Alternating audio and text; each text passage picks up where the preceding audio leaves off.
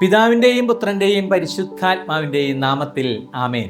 എന്നെ ശ്രവിച്ചുകൊണ്ടിരിക്കുന്ന ലോകമെമ്പാടുമുള്ള മാതാപിതാക്കളെ, സഹോദരി സഹോദരന്മാരെ, സുഹൃത്തുക്കളെ,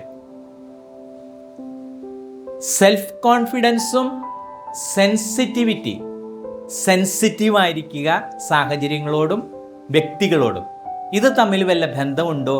ഇത് മറ്റുള്ളവരെ ശ്രദ്ധിക്കുക, മറ്റുള്ളവരുടെ കൂടി ആയിരിക്കുക എന്നുള്ളത് എൻ്റെ ആത്മവിശ്വാസത്തെ ഉയർത്തുമോ എന്ന് ചിന്തിക്കുകയാണ് ഈ ക്ലാസ്സിലൂടെ. എല്ലാവർക്കും സ്വാഗതം.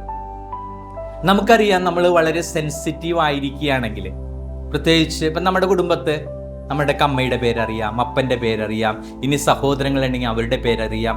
അവരെ പേര് ചൊല്ലി വിളിക്കുമ്പോൾ അത് ഒരു വലിയ കാര്യം തന്നെയാണ് നമ്മൾ ചെയ്യുന്നത്. ഇത് തന്നെയായിരിക്കണം നമുക്കിടെ ചുറ്റുപാടുമുള്ളവരെ, നമ്മളോട് അടുത്ത് നിൽക്കുന്നവരെ, നമ്മുടെ സുഹൃത്തുക്കളുടെ പേര് അറിയുക എന്നുള്ളത്.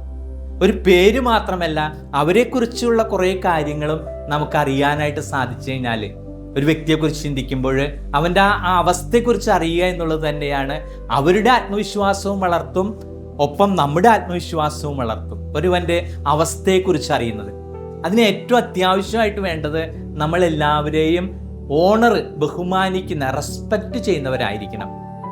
ഒരുപാട് ശ്രദ്ധിക്കണം, ഒരുപാട് ലിസൺ ചെയ്യണം, കുറച്ച് സംസാരിക്കണം. ഞാൻ എപ്പോഴും പറയാറില്ലേ, ഇന്ന് ഞങ്ങളുടെ സഭയെക്കുറിച്ച് കളിയാക്കി പറയുന്ന പ്രകാരമാണ്. ഇന്ന് പരിശുദ്ധ പിതാക്കന്മാർ സംസാരിക്കുന്നു, കർദിനാൾമാർ സംസാരിക്കുന്നു, മെത്രാന്മാർ സംസാരിക്കുന്നു, വൈദികർ സംസാരിക്കുന്നു, സന്യാസികൾ സംസാരിക്കുന്നു, സന്യാസിനികൾ സംസാരിക്കുന്നു, ലേ പീപ്പിൾ സംസാരിക്കുന്നു. പക്ഷേ കേൾക്കാനായിട്ട് ആരുമില്ല. അപ്പം നല്ല കേൾവിക്കാരനായിട്ടായിരിക്കുക. അപ്പം കുടുംബങ്ങളിലൊക്കെ ഒറ്റപ്പെട്ട് കഴിയുന്നവർക്ക് ഒത്തിരിയുണ്ട്. മാതാപിതാക്കളുണ്ട്, അല്ലെങ്കിൽ യുവാക്കളുണ്ട്, യുവതികളുണ്ട്. ഇവരെയൊക്കെ ഒന്ന് കേൾക്കാനായിട്ട് സന്മനസ് കാണിക്കുമ്പോൾ, അവർക്ക് അവരെക്കുറിച്ചൊന്ന് തുറന്നു സംസാരിക്കാനായിട്ട് സാധിക്കുമ്പോൾ വലിയൊരു അനുഭവമായിട്ട് തീരും. ഇതിന് ഞാനൊരു കാരണമായിട്ട് തീരുമ്പോൾ എൻ്റെ ആത്മവിശ്വാസം എത്രത്തോളം ഉയരും. എന്നെ കേൾക്കാനായിട്ട്, എന്നെ മനസ്സിലാക്കാനായിട്ട് ഒരാളുണ്ട് എന്ന് അപരൻ ചിന്തിക്കുമ്പോൾ അപരൻ്റെ ആത്മവിശ്വാസം എത്രത്തോളം ഉയരും. അപ്പം ആത്മവിശ്വാസം ഒരുവൻ്റെ സുഖവും ദുഃഖവും പ്രയാസങ്ങളും കഷ്ടപ്പാടുകളും ജീവിതാനുഭവങ്ങളൊക്കെ ഒന്ന് അറിയുക എന്നുള്ളത് തന്നെ വലിയൊരു കാര്യമല്ലേ. അതുകൊണ്ട് നല്ലൊരു ലിസണർ ആയിരിക്കുക, സെൻസിറ്റീവ് ആയിരിക്കുക എന്ന് വെച്ചാൽ, ഈ ഒരു സാഹചര്യത്തിൽ ഈ ഒരു വ്യക്തിക്ക് എന്നെ വളരെ അത്യാവശ്യമാണ്, അതുകൊണ്ട് എൻ്റെ കുറച്ച് സമയം ഞാൻ അവന് വേണ്ടി ചെലവഴിക്കുക. ഒരുപക്ഷെ നമുക്ക് പണം ഉണ്ടായിരിക്കില്ല, അല്ലെങ്കിൽ സാമ്പത്തിക സാഹചര്യങ്ങൾ ഉണ്ടായിരിക്കില്ല നൽകുവാനായിട്ട്. മറിച്ച് ഒരു വ്യക്തിക്ക് അത്യാവശ്യമായിട്ട് അവനെ കുറച്ചു നേരം കേൾക്കാനായിട്ട് സാധിച്ചാൽ, അവൻ്റെ അപ്പോഴത്തെ പ്രയാസങ്ങൾ, ദുഃഖങ്ങൾ, അവൻ്റെ ബുദ്ധിമുട്ടുകളൊക്കെ ഒന്ന് മനസ്സിലാക്കാൻ സാധിച്ചാൽ, ഞാനൊന്ന് ആലോചിക്കട്ടെ, ആരെങ്കിലും സഹായിക്കാനായിട്ട് നമുക്ക് കണ്ടെത്താനായിട്ട് സാധിക്കും. വലിയൊരു മാറ്റമാണ്. അതൊരു വലിയൊരു ആത്മസംതൃപ്തിയാണ് അപരനും ഒപ്പം നമുക്കും. ഒരിക്കലും ഗോസിപ്പ് പറഞ്ഞ് നടക്കാതിരിക്കുക എന്നുള്ളതാണ് ഒരു വ്യക്തിയെ സംബന്ധിച്ചിടത്തോളം. നമുക്കൊരാളുടെ ജീവിതത്തെ നശിപ്പിച്ചിട്ട് നമുക്ക് എന്ത് കിട്ടാനാണ് എന്നും ചിന്തിക്കേണ്ട ഒരു കാര്യമാണ്. ശരിയായിരിക്കാം നമ്മൾ പറയുന്ന കാര്യങ്ങൾ, അല്ലെങ്കിൽ നമ്മൾ കേൾക്കുന്ന കാര്യങ്ങൾ അപരനെക്കുറിച്ച്, but that is not my business. അങ്ങനെ പറഞ്ഞതുകൊണ്ട് അവൻ്റെ ജീവിതത്തെ ഒന്നും കൂടി, അല്ലെങ്കിൽ അവളുടെ ജീവിതത്തെ ഒന്നുകൂടി താഴ്ത്തി കെട്ടാനല്ലേ നമുക്ക് സാധിക്കുകയുള്ളൂ, ജീവിതം മുഴുവനും നരകിക്കാനായിട്ട്.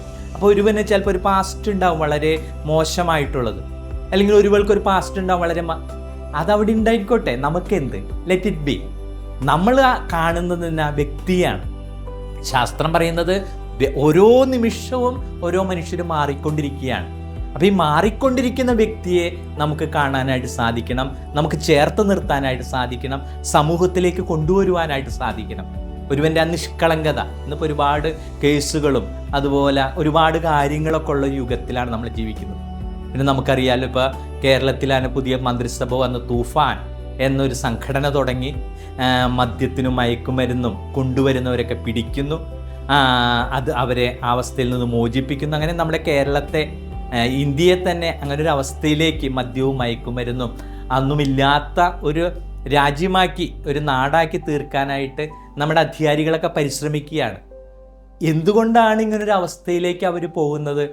അവർക്ക് കിട്ടേണ്ട സ്നേഹം, സന്തോഷം, സമാധാനം, ഐക്യം അവർക്ക് കിട്ടുന്നില്ല എന്നുള്ളതാണ്. ഒരുപക്ഷെ കുടുംബത്തിൽ നിന്നായിരിക്കാം, മാതാപിതാക്കളിൽ നിന്നായിരിക്കാം, സഹോദരങ്ങളിൽ നിന്നായിരിക്കാം, സമൂഹത്തിൽ നിന്നായിരിക്കാം. അതിന് ഞാനൊരു ഉപാധി, ഒരു നിമിത്തമായിട്ട് തീരുന്നുവെങ്കിൽ ഞാൻ അതിന് ഇറങ്ങണമെന്നുള്ളതാണ്. അപ്പം എന്നെ കേൾക്കൊണ്ടിരിക്കുന്ന ഇനി വരും തലമുറയ്ക്ക് രൂപം കൊടുക്കാനായിട്ട് ആഗ്രഹിക്കുന്ന യുവതി യുവാക്കളൊക്കെ ഉണ്ടെങ്കിൽ എപ്പോഴും ചിന്തിക്കേണ്ട ഒരു കാര്യമാണ്, മക്കൾക്ക് കൊടുക്കേണ്ടത് ഏറ്റവും വലുത് സ്നേഹമാണ്, പരിഗണനയാണ്, അവർക്ക് തങ്ങൾ അടുത്തുണ്ട് എന്നുള്ളൊരു ചിന്തയാണ്. ഇത് നമുക്ക് മറ്റുള്ളവർക്ക് കൊടുക്കാനായിട്ട് സാധിക്കുമ്പോഴാണ് നമ്മുടെ ജീവിതം ധന്യമായിട്ട് തീരുക. നമ്മുടെ ജീവിതം ധന്യമാക്കലാണല്ലോ നമ്മുടെ ലക്ഷ്യം. അതിനുവേണ്ടി നമുക്ക് നന്നായിട്ട് പരിശ്രമിക്കാൻ സാധിക്കണം. പിന്നീട് ഒരാളെയും വിധിക്കാതിരിക്കുക. യേശു പറയില്ലേ, ആരെയും വിധിക്കാതിരിക്കുക, എങ്കിലും നീയും വിധിക്കപ്പെടുകയില്ല. ആരെയും നമുക്ക് വിധിക്കേണ്ട. അപ്പം നമ്മൾക്ക് എന്തിനാണ് മറ്റുള്ളൊരു വിധി നമ്മൾ ഏറ്റെടുക്കുന്നത്? അതുപോലെ ഒരാളെ മനസ്സിലാക്കാനായിട്ട് ശ്രമിക്കുക എന്നുള്ളതാണ്. കുറച്ച് വാക്കുകൾ ഉപയോഗിക്കുക. അവരന് മനസ്സിലാകണം, ഈ സഹോദരന് അല്ലെങ്കിൽ ഈ കൂട്ടുകാരന് അല്ലെങ്കിൽ ഈ പിതാവിന് അല്ലെങ്കിൽ മാതാവിന് എന്നെ മനസ്സിലായി എന്നുള്ളത് വളരെ കുറഞ്ഞ വാക്കുകളിൽ, വളരെ ചെറിയ ചെറിയ വാചകങ്ങളിലൊക്കെ നമ്മുടെ മനസ്സിലുള്ളത് മറ്റുള്ളവർക്ക് പറഞ്ഞു കൊടുക്കാനായിട്ട് സാധിക്കണം. നമ്മൾ പറഞ്ഞില്ലേ സ്മൈലിങ്ങിൻ്റെ ഇമ്പോർട്ടൻ്റ്. നന്നായിട്ടൊന്ന് പുഞ്ചിരിക്കാനായിട്ട് സാധിച്ചാൽ തിരിച്ചും ഒരു പുഞ്ചിരി നമുക്ക് ലഭിക്കും. ഒരു ആശ്വാസവചനമായിട്ടൊന്ന് തോളിലൊന്ന് തട്ടാനായിട്ട് സാധിച്ചാൽ അത് വലിയൊരു കാര്യമാണ്. പോരുമ്പോഴൊന്ന് കൈ കൊടുക്കാനായിട്ട് സാധിച്ചാൽ എന്തുമാത്രം ആശ്വാസം. അതായത് നമ്മളുടെ ഈ ജീവിതം കൊണ്ട്, നമ്മളുടെ സാന്നിധ്യം കൊണ്ട്, നമ്മുടെ പ്രസൻസ് കൊണ്ട് നമുക്ക് ഒരുപാട് കാര്യങ്ങൾ ചെയ്യാനായിട്ട് സാധിക്കും. അത് നമ്മുടെ ആത്മവിശ്വാസം വളർത്തും. അപരൻ്റെയും ആത്മവിശ്വാസം വളരാനായിട്ട്, ഉയരാനായിട്ട് അത് ഞാൻ കാരണമാകുകയാണെങ്കിൽ എത്രയോ വലിയ കാര്യമാണ് ഞാൻ ചെയ്യുന്നത്. അതുകൊണ്ട് സെൻസിറ്റീവ് ആയിരിക്കുക, തോട്ട്ഫുൾ ആയിരിക്കുക.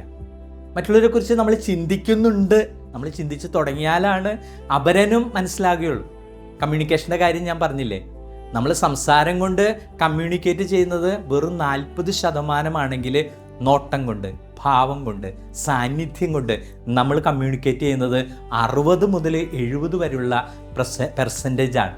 അപ്പം അത്രയ്ക്ക് ശക്തിയുണ്ട് നമ്മുടെ സാന്നിധ്യത്തിന്, നമ്മുടെ നോട്ടത്തിന്, നമ്മുടെ ഭാവത്തിന്. എല്ലാം നമ്മുടെ കമ്മ്യൂണിക്കേഷനിലൂടെ, നമ്മുടെ നോട്ടത്തിലൂടെ, ഭാവത്തിലൂടെയൊക്കെ നമ്മൾ കമ്മ്യൂണിക്കേറ്റ് ചെയ്യുമ്പോൾ അപരനിൽ ലഭിക്കുന്നത് ആശ്വാസമാണ്. അപ്പം സാന്നിധ്യം കൊണ്ട്, നോട്ടം കൊണ്ട്, ഭാവം കൊണ്ട്, നല്ലൊരു പുഞ്ചിരി കൊണ്ടൊക്കെ നമുക്ക് ഒരുപാട് കാര്യങ്ങൾ നമ്മുടെ സമൂഹത്തിന് വേണ്ടി ചെയ്യാനായിട്ട് സാധിക്കും.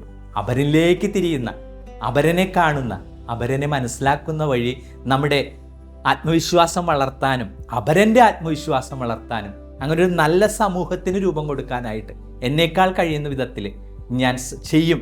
ഞാൻ സ്വയം ഒതുങ്ങിക്കൂടുന്ന വ്യക്തിയാണോ, എനിക്കുള്ളതൊക്കെ മതി എന്ന് വിചാരിച്ച് ഞാൻ സ്വയം എന്നിലേക്ക് തന്നെ ഒതുങ്ങിക്കൂടുന്ന വ്യക്തി എന്നതിനേക്കാളും ഞാൻ പുറത്തേക്ക് ഇറങ്ങുന്ന വ്യക്തിയാകാനായിട്ട്, മറ്റുള്ളവരെ കാണുന്ന, മറ്റുള്ളവരെ മനസ്സിലാക്കുന്ന, മറ്റുള്ളവരോടുകൂടി ആയിരിക്കുന്ന വ്യക്തിയാകാനായിട്ട് ഈശ്വര എന്നെയും സഹായിക്കണമെന്ന് നമുക്ക് പ്രാർത്ഥിക്കാം. ഇനിയും മറ്റൊരു ക്ലാസ്സിലൂടെ വീണ്ടും കണ്ടുമുട്ടും എന്ന വലിയ ഉറപ്പോടെ സർവശക്തനായ ദൈവം, പിതാവും പുത്രനും പരിശുദ്ധാത്മാവും നിങ്ങളെ സമൃദ്ധമായി അനുഗ്രഹിക്കട്ടെ. ആമേൻ.